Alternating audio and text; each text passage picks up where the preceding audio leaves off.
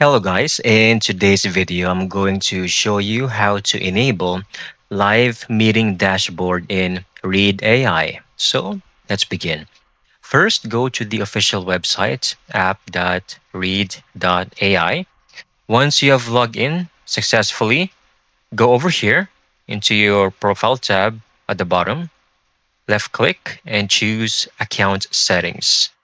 Now, under these options, you would like to click on report sharing, and it should be right over here. Scroll down a bit under report distribution, live meeting dashboard. So once you enable this, share dashboard with live notes, transcription, and metrics during your meetings. Anyone invited can access it via a link in the chat or Reads browser extension.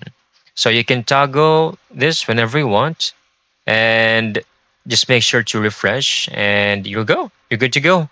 Uh, the website will automatically save the changes for you. So I hope you found this video very helpful.